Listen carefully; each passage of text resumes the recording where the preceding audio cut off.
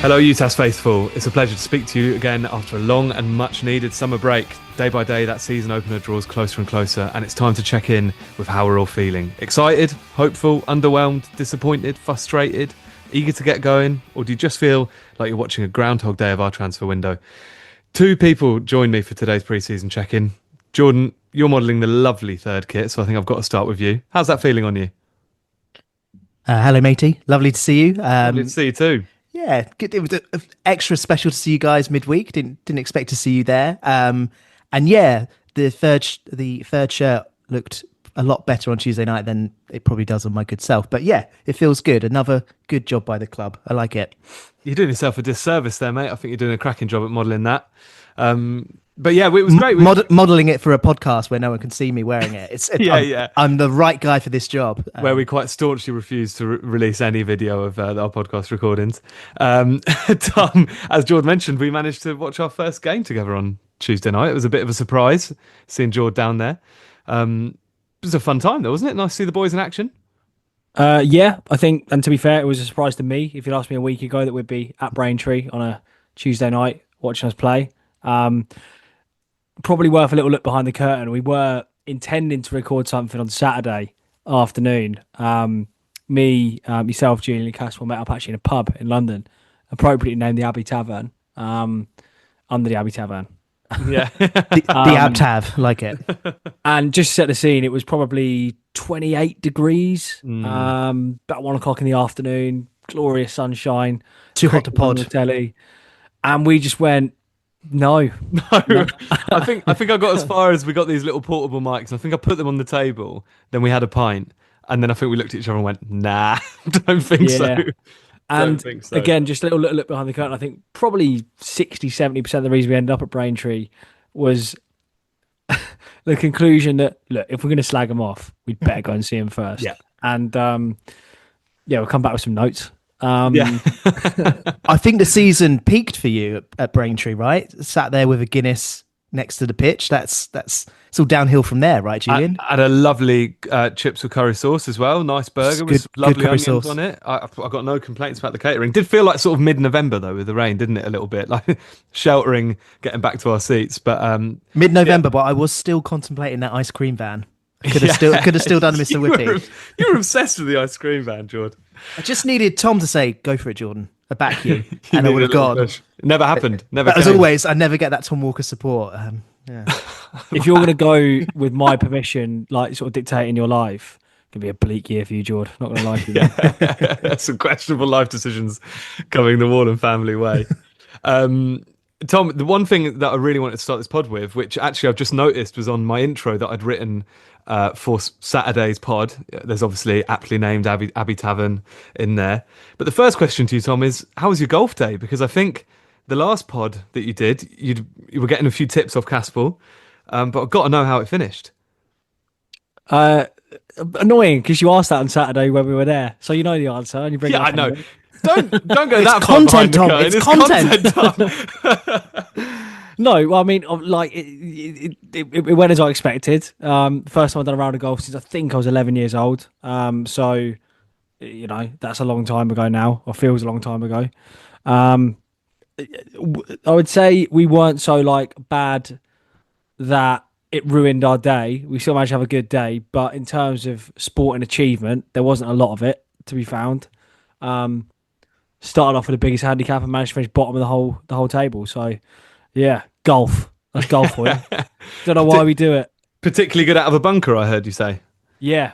Legitimately. I think I played 2 good shots today, both of them brilliant chips out of the bunker onto the green. And for once, you're talking about bunkers not in reference to World War II as well, which is an added bonus for everyone. Yeah. I've learned from the best. I love how Tom's avoided that, and then you just followed through with a second call on it. I've done too much of it. That's the problem. I've done way too much of that over the last few years. All right, should we talk about some football instead of golf? We did mention, as we were all at Braintree together, George, let's start with you. You run out 3-0 winners, nice and broad. Did you enjoy the evening? Was it nice to see the boys in person? What were your main thoughts on the game? Well, if I'm going to answer whether I enjoyed the evening, then the answer is obviously yes. Sitting there with you two, And our good friend James, of course, having pints, contemplating ice creams. It's nothing better. Nothing better on a Tuesday night somewhere in Essex. But I don't think that's what you meant when you asked that question. So I'll try and get back on topic. Yeah, I guess we have to caveat this with I didn't think Braintree were up to much. I didn't think it was that competitive. Listened to Neil Harris afterwards, and he sort of disagreed. And I guess they were quite pressed. You know, they did press well in the first half, so maybe it was a better showing from them than I'm giving them credit for. But yeah, I thought it was a mildly encouraging performance against not particularly good opposition. But yeah, I guess if you're looking for positives, there was a behind the closed doors friendly on the Saturday, I believe, not widely advertised. From what I understand, not a great showing on that Saturday for United against Sutton, being 3-1 down at a certain point. So good to sort of get a better response, a better showing in pre-season. Quite a few things from the night to be impressed with. A couple of performances, which I'm sure we'll touch on.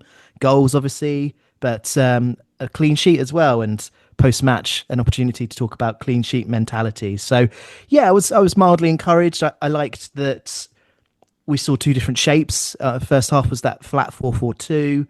Second half, sort of midway through, changed it to 4-2-3-1. So it was interesting seeing different players performing in the different shapes, and the adaptability for a lot of the squad to cope with that change was encouraging as well. So I enjoyed the evening. I'm not going to take too much from it because it's not the toughest competition in the world, but you can only play what's in front of you, and it feels like maybe the squad are clicking and starting to maybe play in the way that Harris is asking them to play. So I think we're at a good point given where we are in the calendar. It's tough. It's tough with pre-season friendlies a bit, isn't it? Because you kind of want to not get carried away, but you want to treat it like you're going to watch any United, competitive United game and just see it as you're watching two equals in that sense. But you've got to remember, like, Braintree made a full slate of subs on about 60 minutes, and the players they brought on were exclusively trialists who I assume had never played together before. And I guess that's just the realities of trying to build a squad at the lower end of professional non-league football where they are. And Harris was always calling it a workout. More commonly, they call them workouts than they do matches, right? But that's the point of pre-season. So it is tough to glean too much from it. But still, Tom, one overwhelming positive, I would say, so far of pre-season, just looking at it a bit more broadly, is that I think that's the fourth game in a row that we've scored 3 goals in, if you count there's that Sutton fixture that George mentioned there, and then Northampton behind closed doors, the City fixture, and then Tuesday night. Scoring goals has got to be a good thing, hasn't it, Tom? Yeah, I think so. I'll say that with caution because, I mean, I just don't think that, and this one doesn't apply so much to the next 2 games, which obviously are against better opposition, in Cardiff and Charlton. I just don't really think you can take too much from these games, and even including the game against Northampton, which was behind closed doors. It's just a training exercise, surely. And then you're playing against Braintree, who are not up to much, and obviously City, who you fully expect to beat comfortably anyway. But it's never a bad thing. Like, you want to get into good habits early, and we talked about maybe the way that we ended our last pre-season, and that wasn't ideal. So we can't then sit here and not take the positives, which is pretty much all you can take really from a team that is at least scoring goals, even if you feel there's still a lot to be desired or leaving a lot to be desired at the top end of the pitch in terms of the personnel. But yeah, I think I didn't really learn a lot, and I think the thing that you can get carried away with in pre-season is that you do want to try and draw conclusions, and you don't want to try and take little things that you might expect to see for the rest of the season, almost learn lessons, about the team that's in front of you. And I think that probably the thing that came out of Tuesday night more than anything for me was that, well, we haven't really learned anything, because I think the players that we expect that will be good and that will be of a decent level going into League Two and going into this season will probably do that, and the ones that we have serious question marks over probably won't. And everything in the middle, I think there's a couple of new players there that put in decent shifts, but again, you probably expect it because they're playing a level or playing against a team that's a level or maybe even 2 levels below where they see themselves. So Yeah, I think a good workout is probably the best way to put it. But yeah, bigger Just challenges to come. just on goals, Julian, encouraging to see them coming from across the pitch. Not, we're going For to sure. touch on strikers and centre forwards, I'm sure. But yeah, it's good to see goals coming from midfielders and defenders. So an encouragement there. True. Harris talked about that a lot, I think, at the end of last season as well as going into the summer, right? That he wanted to sort of see goals contributed across the pitch, especially at the back. We've seen a lot contributed in pre-season. Some set piece goals, yeah. Yeah, it is worth just mentioning to Tom's point at the start of what you said there about not reading too much into pre-season games and like how indicative it is for the rest of the season. I was intrigued by, I couldn't quite remember last season's pre-season results apart from the obvious 6-0 defeat to Colchester. But before that, I don't know if you remember, we actually beat Braintree 3-0 away. We beat Ebbsfleet 3-1, and then we beat West Brom at home as well before losing 6-0 to Colchester. So I guess what I'm saying is, like, at this moment in time, obviously it's all well and good. I totally agree. It's good to score goals. I think we're right. It's just it's not an indication for what we're about to see throughout the season, because it's a completely different game. But what if it is? What if we score 3 every week, guys? Well, yeah. What's his 46 goals a season or whatever? Let's talk about a couple of performances though, George. Let's start with the good, because I think we should start positive. I'd say the one player that comes out of it with a real element of excitement to him is Ben Knight. Would you disagree? I would not disagree. I'm also very grateful because in the running order, there's 2 names listed and they're very different responses. And you've given me, I've got to give Tom the other one though. You've given me, you know, I have to give Tom the other one. you've given me the sweeter end of the deal, so thank you for that. I completely agree with what you're saying. A very encouraging, exciting, dare I say, cameo, because he was only on for 30 minutes from Ben Knight. I was a little bit suspicious of seeing him play out wide. I thought he would be better in a sort of a number 10 role, and part of my mind goes to Neil Harris's use of Josh Stokes last season and how he persisted with putting him out wide, and we didn't necessarily see the same player. So I was a little bit worried about that, and I still am, because obviously, it's still pre-season. We haven't seen how it's all going to pay out. But encouraging to see him play well, and to see him play well out wide. He wants the ball, was showing for it a lot, was dropping back to get it, was chasing things, really lively. And then just the finish itself is definitely a finish from someone that's played like a higher level. Like, you can see glimpses of why, City were interested in him and picked him up at an early age. So yeah, he's got all the attributes to have a really exciting season. Could be a frustrating season if those injury troubles that he's had before rear their head again, and it could be one of those stories of if only we had Ben Knight fit for the whole season. His story can go anywhere, couldn't it? Because he's only signed a 1-year deal. So what if he's smashing it and we get to Christmas and what do we do there if he's not willing to sign on? But that's an issue for another time. And I guess I'll just end by saying, if you get a relatively short person, slap a number 14 on their back, you tickle me interested. Yeah, for sure. I think the other one, I'm just going to give you another one while we're talking about players impressed. Elliot Thorpe is the trialist who I think is that his 3rd game that he's played for us since he's been with us on trial. He played at City and apparently played well at City from what I've heard. So yeah, probably. So I think he must have done one of the behind closed doors ones, and Harris was pretty positive about him in the post match, and I think he's off with the squad in Cardiff. But I thought he was quite impressive. George did really well for the first goal to set up Kai, looked like quite a threat down that right hand side. Definitely someone that looks interesting as at the to attribute to add to a squad. Yeah, if it was up to me, I feel like I probably would be offering him a deal. I feel like he can offer to the squad. I mentioned before about the 2 different shapes that we played on Tuesday night, and he coped well with playing as sort of a flat right winger, as it were, and then an advanced sort of attacking player. Looked lively, looked like he wanted the ball, was good on the ball, some good crossing. I can't remember if we scored from his cross, but there was definitely a really wicked cross from him from basically the byline in the first half that really caught our attention.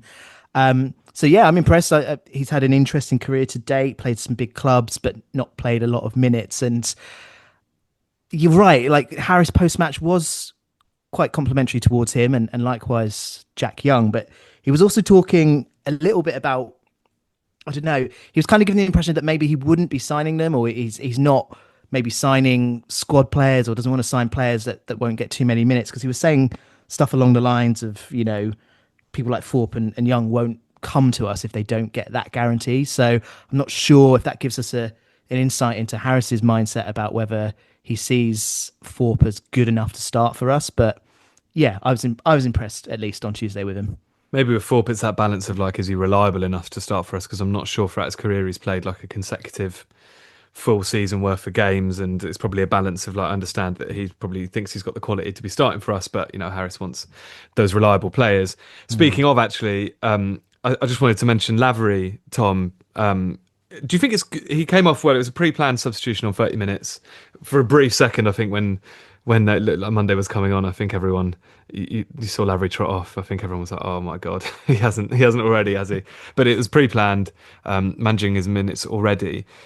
Do you think it's good to see them handling him in this way? Harris repeated what he said at the end of last season, that you might see him score a hat-trick on a Saturday and not play on the Tuesday. And I was just looking at Lavery's minutes numbers last season under Monk, especially in the two spells that he played, and he starts every game at the start of the season, in that middle patch of the season before he gets injured again. So clearly, Monk was just quite reliant on him and wasn't managing his minutes like this. It's quite an obvious question, I guess, Tom, but there seems to be a positive there, even in just acknowledging the fragility of a player like Lavery, right? Yeah, I think it would be pretty foolish not to. Definitely, at the time of recording, he is the goal scorer in the team. So you have to make sure he's fit. And currently we have literally no option other than to keep Shane Lavery fit. 'Cause if not, I know that he scored from a couple of set pieces, and goals are coming from other parts of the team. But I'm not expecting that. I'm not necessarily expecting it to become a regular thing, even as much as I'm sure he'd like to. But yeah, I mean, it's good. I think my answers to this are very different in the context of Shane Lavery and in the context of the wider squad. Because in the context of Shane Lavery, you've only got to go back to the last time we were in League Two when we saw the benefits of managing obviously at that time definitely our best player, but this time probably our best players minutes wisely. And all right, if you have to sacrifice the odd midweek game, or you have to bring off a little bit early here and there, and then when he is playing, you're seeing him at sort of 8 or 9 out of 10. You probably get a better return on things than you would if you did play him for 90 minutes every game at 6 or 7 out of 10. And the reality is, if you played him for every game for 90 minutes, he wouldn't be able to continue because he would get injured. And his track record indicates that. And the fact that we're sat here 2.5 weeks from the start of the season and he's only been trusted to play 30 minutes against Conference Braintree probably indicates that. So, yeah, we're going to have to manage his minutes. Clearly got the ability. So it's important that we get him on the pitch as much as possible, but not too much, if that makes sense. You say we're relying on Lavery for goals, but it sounds a bit like you're writing off his strike partner there. Fuck it up. Let's not go in too hard on the lad, but let's have a word for Lofty, shall we? Yeah, I mean, I genuinely don't really know what to say. Because I know we've had a couple of comments that, he's ours for a little while, so you might as well get behind him and you might as well support him. I understand that sort of thing. I understand that train of thought. And specifically, I think we've got asked to take a new approach to our discussion around someone like Ryan Loft. I genuinely don't know what more I can say. I mean, I don't want to be rude, but we do have to be sort of genuinely, we have to give our honest opinion on how we see things. Clearly, he wasn't up to League One level. And that's fine because we're in League Two, so you don't need players who are definitely going to be up to League One level. Obviously, it was a disappointment last season, but we are where we are. The concern that I have coming out of watching him quite closely on Tuesday is that he might not be up to League Two level either, and I think potentially not even 1 or 2 leagues below that. I mean, genuinely, it is hard to say about just beating the same drum that we were beating for the last year. I mean, we don't have to go into the madness surrounding his transfer and the contract length every time, but I think just in terms of his value to the team, his value to the squad, I know there's a train of thought when he scored his goal against Mansfield and followed it up on the Tuesday night at Rotherham that maybe this guy does have a use of the team and maybe he can perform a function.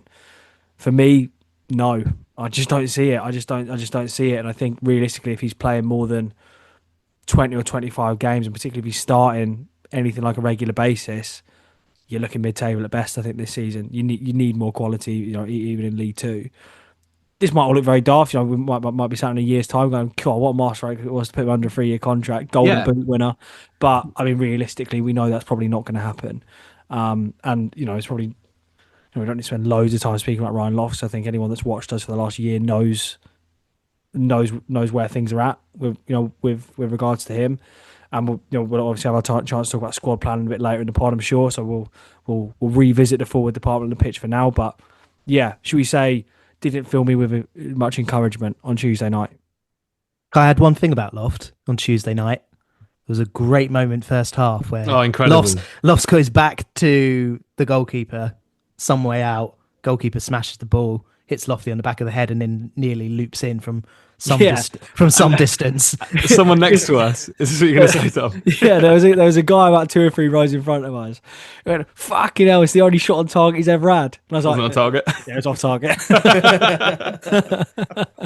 I loved it. Do you know what I thought you were going to say, George? First half, where like I don't know if I think we were chatting and you had you weren't looking at the pitch at that moment, but when he goes to he's like in a little duel in the middle of the park. He's facing his own goal, and his solution to try and get the ball is to like volley it as hard as he possibly could over the stand and into the trees. It's like the least deft thing I've ever seen a footballer do. I guess with him, you've just got to hope that Harris has got a game plan for him and he can be a useful squad player built within certain game situations, trying to use his frame and trying to just pick out. So Harris talks about simplifying his game. You just got to hope that he can do that to an extent of getting the best out of him and his clearly limited ability. But this isn't the time to go into it too deeply. Let's talk about the squad, though, more broadly, because I would say the one genuine thing that Tuesday probably showed me a little bit was actually our quite serious lack of depth at the moment. George, we had a long chat in the first half about how if you name our currently, obviously we're the 17th of July, so well aware we're gonna have names through the door. But just at this moment, if you were to name an 11. It's not a bad 11, I don't think. I think it's a competitive 11 as a starting lineup. But almost the moment you go below the surface, as things stand, the quality level and consistency, reliability drops quite worryingly, I'd say, at this stage. Yes, absolutely. I think at the time of recording, our strongest starting 11 is decent enough for this level and should challenge for a playoff spot, I would say. But the issue is how often you're going to see that 11. We've spoken at length about Shane Lavery and how he's just a walking injury waiting to happen. Hopefully they get it right this year and it's less of a thing, but chances are we won't get him to play 45 games.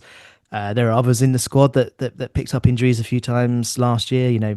Kaikai's had a really exciting preseason so far, but he's had injury issues, and Corey Smith would be one of the names in that starting 11, and we know that he's not going to feature the first 2 months of the season. So yeah, it's a strong starting 11, but it's not one that you're going to see that often. And then yes, you then think, well, who's pushing for a place? Who's pushing to come in and make a difference? And it does look like we're pretty light for options there. So where I am with the squad at the moment, I'm looking at central midfield firstly. Yeah. Just we started with Young, who's a trialist, and Hoddle. I mean, that's fascinating in itself. And then who do you swap them with? It's only Don Ball that comes on that is an actual sort of centre mid who you know that you're going to put your money on. So I think Harris has mentioned about wanting at least one, maybe two number 8s. I think we need 2. Got to be 2, hasn't it? It's the biggest area of the pitch for me. I know obviously centre forward is glaring because we need someone there, but it feels like central midfield you need more than one. So yeah, I'm hoping that we see some action there. I'm not too sold on Jack Young from what I saw on Tuesday night. I know some other people saying he looked a bit neat, a bit tidy, but I wasn't too convinced. I believe there's another trialist going to Cardiff with them based on what Harris said post match, but yeah, it's the area that I feel that we're lightest on. Should we just very briefly just go through the squad? I hope I've not missed anyone here, but goalkeeper options are Eastwood, we'll talk about in a second, Hughes and Briggs. At the back, Bennett, Gibbons, Morrison, Watts, Jobe, Rossi, Purrington, Bradshaw. In the middle, Ball, Smith, Brophy, Knight, sorry, midfielders. And then up top, Lavery, Loft, Kachunga. I've left McConnell out and Hoddle out, who I assume, and Monday, who you'd assume he wants to get out on loan. He said as much about Monday and Hoddle specifically, so maybe McConnell goes in there. But again, it's probably not the answer, is it? It is really worrying, that centre mid position, because I think for me, George, the thing that kind of annoys me about it a little bit is I'm well aware there's 6 weeks left of the window, and I'm well aware that we're not the only team that are far from complete, and people saying it's been quite a slow window, and wages have gone up, and means that players are holding out for longer, and all of that is true. But it kind of screams of an attitude. I hate the attitude that we can just let August go by, because there's a lot of points up for grabs, especially the way. And again, you're only going off like sort of bookies odds and the difficulties of fixtures based on that, but it's a presentable August for us, and I think we've got to get into a mindset that we need to turn ones into threes rather than zeros into ones, because we want to be a side that's looking up the league, not down the league. So I kind of wanted to attack the season, best foot forward. I appreciate there's a lot of we don't know how the transfer market works, and there's a lot of things that go into it, but it just feels so light, even for, you think if we sign someone at the end of this week or after Cardiff, then they're going to have, 10 days with the squad before going into the new season. And for a position like centre mid, as you've just said, George, it's really important. The other one, Tom, to bring you back to the sort of Loft, Lavery, Kachunga area, the pitch up top, is Harris said after the game, we're no closer to a centre forward. He's probably not going to reveal exactly where we're at, of course, but he did seem pretty convinced we were far off one. Is that an area that you're panicking about more than centre mid? Because as you just mentioned with Lavery, you're suddenly into Loft and Kachunga without him. Yeah, probably not worried about him more than a centre mid, because if the season started tomorrow, we'd probably be able to put out a team that was decent. Well, at least you'd have Lavery up front on his own, right? Yeah. And that's probably better than the options we have in centre mid, because you're going to want to play at least two centre mids, and currently we've got one fit and available senior. Senior pro. So I'm not more worried than I am in centre mid in terms of the personnel we've got now. What worries me more than the central mid option is that Harris has been on record saying we want two centre mids, but we want one striker. Unless that striker is a total game changer, we're leaving ourselves seriously short. And I think that should be obvious to everybody. I mean, I wouldn't be as kind of frustrated about that sort of thing if we hadn't spent the last two seasons with exactly the same issue. Yeah, that's it, isn't it? Like you go into, what was it, 23-24 with only a Hadme and Okanabire as your out and out striker options. You go into last season with, what was it, Loft, Lavery, and Lindelof, who joins on deadline day, and you potentially go into this season with Lavery, who we know won't play every game, even if he is fit and available for selection at all times. He won't, because we just talked about managers' minutes. We're going to have to do that. Loft, we've talked about Loft. If you're relying on him for goals this season, patently you are mental. You are insane. And Kachunga, who again, has been very clear, is not an out and out striker. And that to me looks like the sort of and obviously you add one into that, but again, I'm assuming that the one that we sign might not be, I'm trying to think of an equivalent, but someone who's been there and done it and scored plenty of goals at this level before, or comes in as like a real marquee signing. If they are, fair enough. Things look a bit different, but clearly we're not making that sort of signing. It incredibly starts to look like the set of strikers that probably would find itself more likely to be in the relegation spaces than the automatic promotion spaces. And again, you mentioned there, there's other teams still with business to do, but I can't help but think that we're working too much to the transfer window deadline than we are to the first game of the season as to when these guys should come in. And I'm sure there's things out of our control and stuff like that, but I'm not being funny. It shouldn't be news that we needed to sign centre forwards. It shouldn't be news we need to sign centre mids, because what the contract situation is. Realistically you're going to be in League Two from about August last year, realistically, or September certainly. Plan for it in January. Like, start thinking, start getting going. We've got 6 league games in August, and we're looking at it, and you're thinking it's pretty thin pickings, like what we've got available. I mean, yeah, we're gonna go out and sign a centre forward. We're gonna go out and sign probably a centre mid, or hopefully two, and that's fine. I back that it'll get done, but I just can't help but think, like, we've seen this all before. We've seen the same thing happen last season, and the thing that I think I have in the back of my mind, and that people maybe still kind of cling on to, is this idea that we'll just sign someone who's going to make things better. What happened last year? It went on and on and on and on, and you end up panicking for Lindelöf up front. The same thing could happen again. Hopefully not Dan Lindelöf. Hopefully we've learned a lesson there. But the same sort of profile. And He is available, Tom. He is available. Yeah, of course he is. I'm looking at other clubs in League Two, and yeah, you're right. You're totally right to say there's other clubs who still have things to do. There's plenty of other clubs who are going out and doing business. MK, I won't compare us to, because I know they've got a budget that's bigger than ours, and all the rest of it. But I look at even like Barnet, for example. I look at some of the signings that they're making. Yeah, like there's plenty of examples out there, and I think this is a wider point on our transfers more generally, and how the window's going. But the thing that frustrates me above and beyond everything is that we've just spent 4 years being told, well, we can't compete. You can't expect to get things done quickly because of the level we're at. We're competing against whatever size club that was in the same division as us in League One for the last few years. And I get that, and I think as a fan base we understood that, and we got on with it, and we dealt with it. And although it's frustrating, we were like, well, this is kind of where we're at. We're competing against Harrogate and Crawley. Like, there's nowhere to hide, and yet we still really seem to struggle to get things over the line. I mean, we'll come and talk about Eastwood and obviously the goalkeeper situation, but Harris is saying that we're missing out on 3, 4, 5, 6 players before we end up signing some randomer who was available on the Monday and sign on the Wednesday. And it's this is a football club that's conducted like a root and branch review into the football operation. It's not good enough at the moment for me. I'm disappointed. Like, I really am. I maybe I was expecting too much, but I really thought we'd be in a much better shape than we are now. Given that it's, again, 2.5 weeks till the season starts, it's poor. I think you're absolutely spot on, Tom, and I actually couldn't agree more with anything you've just said, because I think that there will be people listening to this who will be like, lads, it's the 17th of July, like, relax, there's a lot of time left in the window, etc., etc., etc. Fuck the window. Season starts at the start of August. Yeah, agree, totally. I completely agree. That's not my point.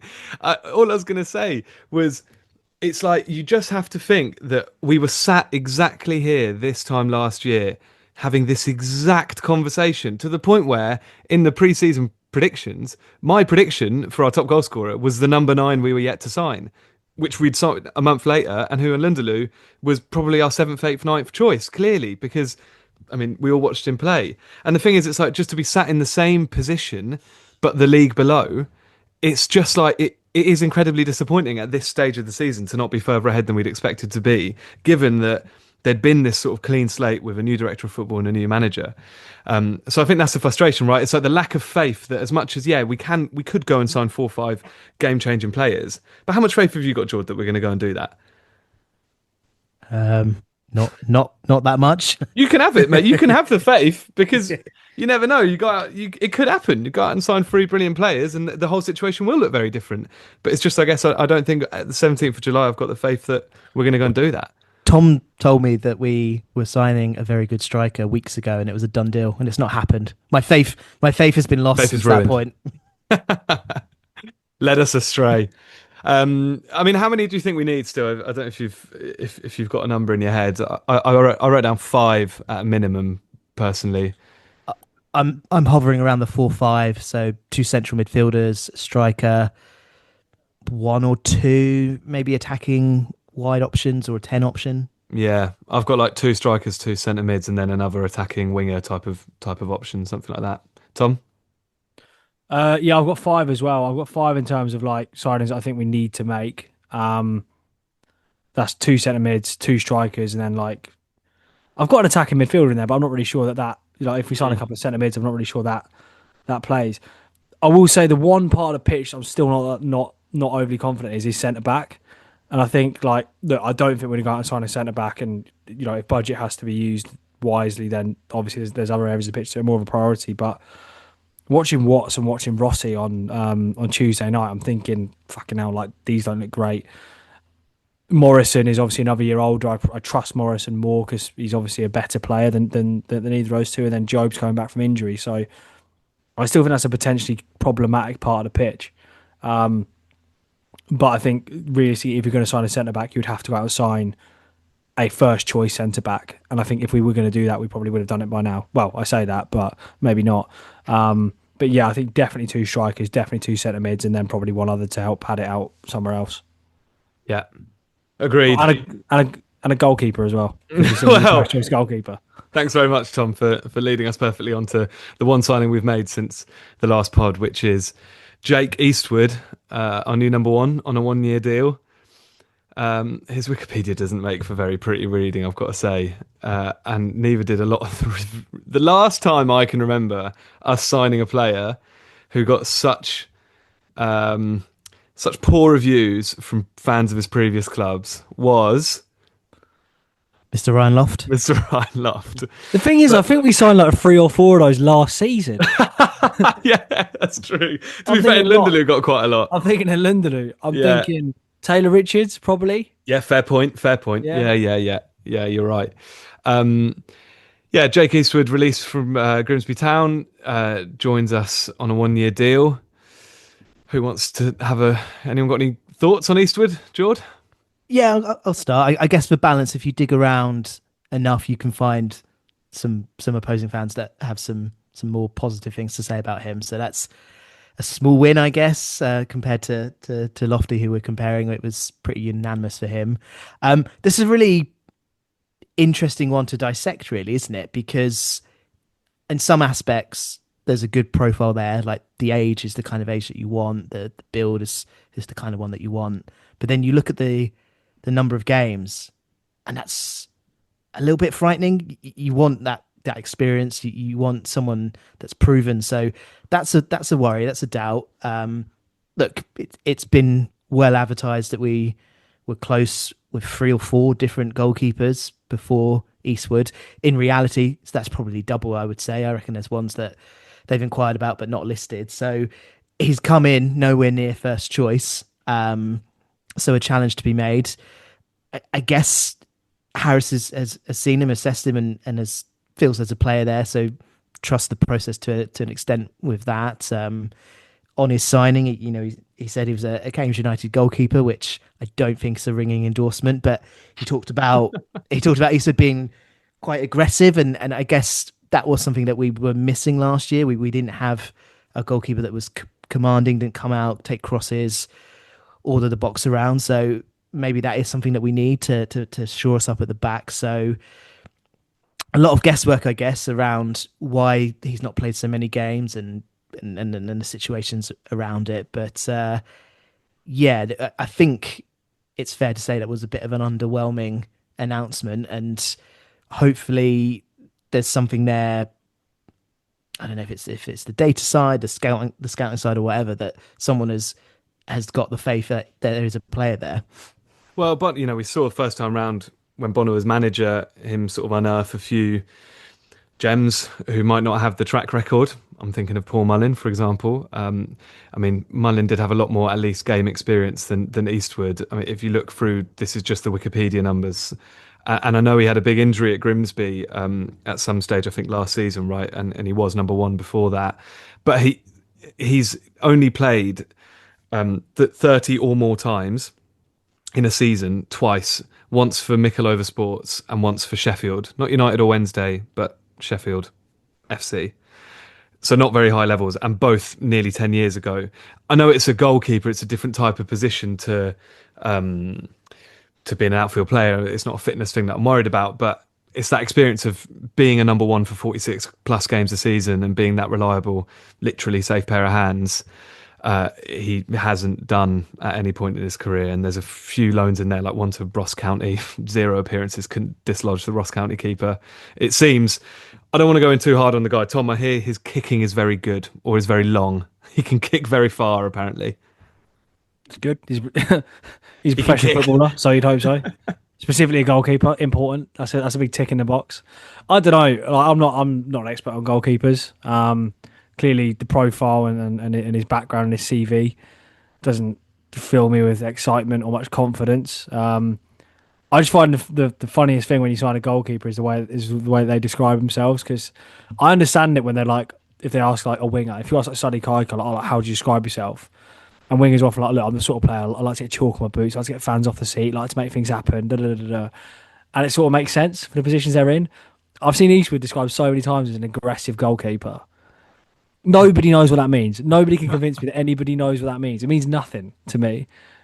If he can stop the ball going in the back of the goal, like it's a pretty good thing.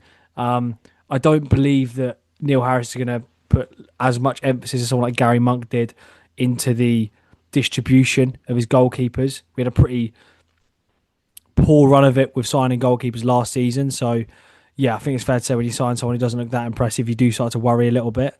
But I suppose if you want to flip it on its head a little bit, he comes in with literally no expectation. So he almost can't disappoint. True, very true. I really don't want to go in too hard on the guy. Let's let him play for us before we make too much of a judgment. But I would summarise it as underwhelming for sure. Right, lads. But we've talked about friendly squad. Feels like we've been a bit harsh on the situation, a little bit negative. I wanted to end by just flipping the script totally and seeing what you're most excited about, or what are the biggest positives or sort of shining lights as we go into the season 2 weeks out. We haven't cross-referenced. Well, me and Tom might have actually said ours to each other, but I've changed one of mine since then. So maybe we go around and do one each, and see if we cross over with any. Tom, do you want to go first? I think the big one's Neil Harris. Yeah. Arguably the best manager in the league. Probably be a few shouts on like Paul Warne, MK Dons, but the point I'm making is we have a very good manager for the level that we're at. And I think results obviously didn't improve massively last season when he came in, but I do think we saw a bit of a shift and we did become harder to beat, which I think is a good sign. Obviously. So yeah, I think that has to be the big one. That we've got someone in the dugout actually seems to know what they're doing. I mean, this time last year, I think we were very conflicted about what was going on and what the plan was and what the strategy was. Whereas I think with Neil Harris, you do feel a bit safer.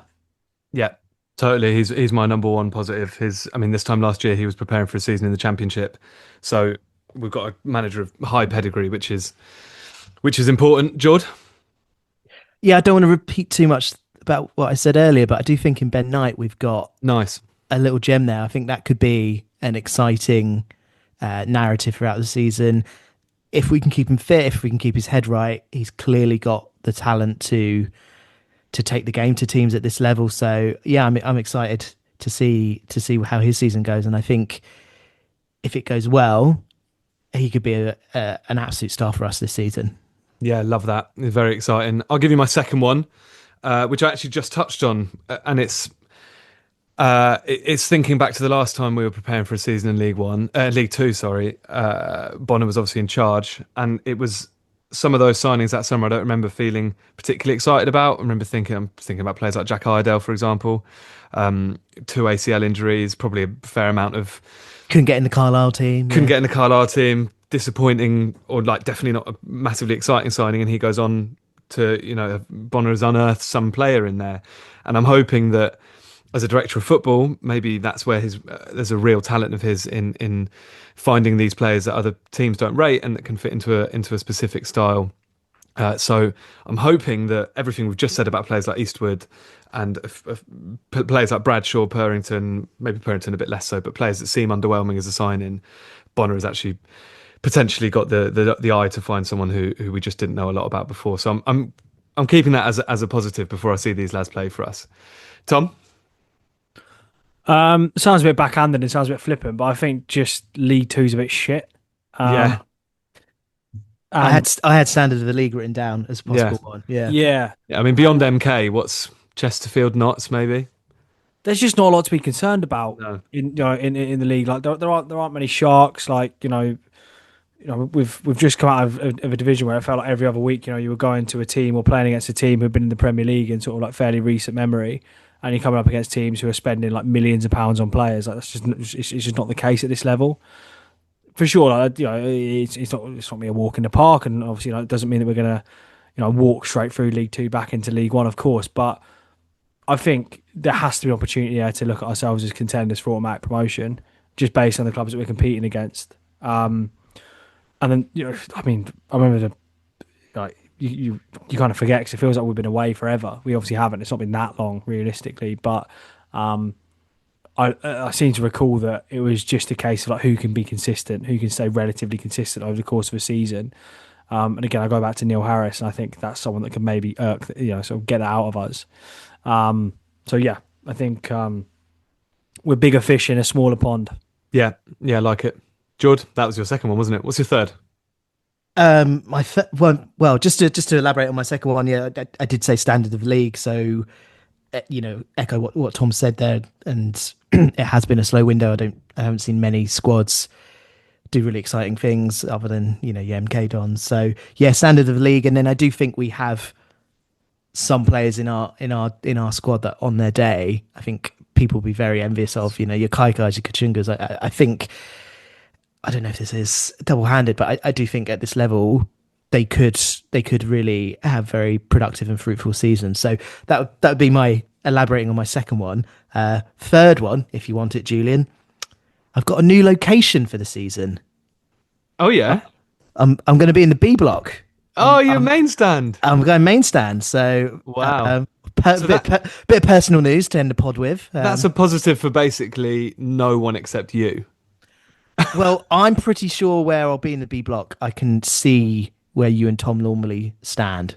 I don't think you can see the bar behind the NRA from there, mate. Great. That was very Brent. Yeah, that was good. Yeah, he drinks. Yeah. Well done, mate. So you're not excited for me? I mean, well, you've reached a certain stage of your life. Then, in that case, haven't you? You're progressing through the sort of the natural course of the Cambridge United fan's life. Congratulations. Started in main stand, gone full circle, mate. Yeah. Wait until you move back to the Habin as a granddad in a few years.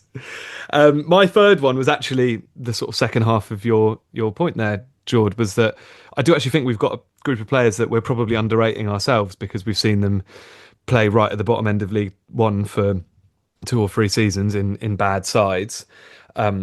But who are probably not bad players. And I think we can get very hung up on, especially this stage of the season, on signings and transfers, and it excites us as supporters, and naturally so, new faces, new people, new possibilities. But I think if you look at, there's a group of players, you named them, Kaikai, Kachunga, Brophy, Liam Bennett I'd throw in there. Last time he was at this level, by all accounts, tore it up as a younger, less experienced player. I think even in your Purringtons and Balls, who are signings obviously, but I think there's players there that we're underrating, but specifically I'm talking about the ones that we kind of know and we have seen for us aren't new signings, but could feel like they've got a fresh injection of quality, energy, playing against a lower standard. So just that point you were making there, Jordan. Maybe even like Watson and Morrison, potentially. Tom, your third one. Well, it was that there was 3 weeks to go until the start of the season. There's now less. But yeah, the fact is there is still time to go until the season starts. And look, am I expecting that we're going to have everyone in place ready to go by the time Cheltenham comes around? Probably not. Do I think we can get 1 or maybe 2 in the door that will really help us along and that could start in that game? Yeah, I'd like to think so. And I definitely agree with what you guys have just said about a few of the players in that squad could be standouts at the level. Kaikai's one particularly, I think, is coming for a lot of criticism because I think he's been basically coupled up with Kachunga because of the contract situations that they both had. I think they both came back in the same window, or both came to the club in the same window, both got renewed, and people were like, well, you keep one or the other. So they've been coupled together, but Kaikai, I think, has been, when he's available and been fit, I think been pretty productive for us, really. And Harris loves him. Yeah, and I think he's got a knack of making things happen, whether it's scoring a goal or getting an assist or something. So I think he's someone who can perform well. Brophy's one we've not really talked about much. I mean, he was performing well in League One, like towards the back end of last season. Like, make no mistake about that. So that's another positive sign. Bennett, I agree with. Like, obviously, probably played arguably the best football of his career during his only time playing in League Two with Walsall, and obviously will be a good attacking outlet for us. And if you put all that together and you think you've got 6 or 7 who could be pretty decent at this level, including Ball and Purrington, who obviously signed this summer, and you're able to add to it another 1 or 2 first choice players who you think can really up the standard of the team and up the standard of the squad, all of a sudden things look a lot rosier. And this is something that I think we did say in the last pod that we did, I think, which was just after Ball and Purrington had signed, which was that it was great to see a couple come through the door, another couple of that sort of quality, and I think the dial very quickly changes from feeling a bit on the fence or potentially quite negative, as probably we might have come across, to actually being quite optimistic or quietly optimistic. And I just really hope that we see some movement in the next week or so we can go into that first game of the season thinking, all right, this first 11 looks pretty strong and there's a bit of depth as well. Because at the moment, I think the first 11 looks all right with very minimal depth, but a little bit more than that in the next 2 or 3 weeks. And all of a sudden, I think we'll be feeling a lot happier about things. Yeah, I agree. Things can change quickly. Just got to hope they prove us wrong in the market, and got to hope Ryan Loft proves us wrong as well. Right, Jord? It's been a pleasure. We'll be back very soon. I think it's only a couple of weeks left. I think we've got a season preview to get done, and then we're back to regular pods. It's nice to be back, though, isn't it, Jord? It is nice to be back. The anxiety's creeping in. I've now got to think of a hot take, so that'll be keeping me up for the next week or two. And we've got 46, double that, of King Street Cellar references to do again this season. Only if they've paid. So I saw a very funny photo of Tom outside King Street Cellar late in the evening, peering on through. Yeah, the owner actually replied. I sent him that, and I said, "You owe us some money," and he said, "Oh, have you started nicking my fixtures and fittings yet, or not?" Tom, it's been a pleasure, mate. Yeah, as always. Look forward to the next one.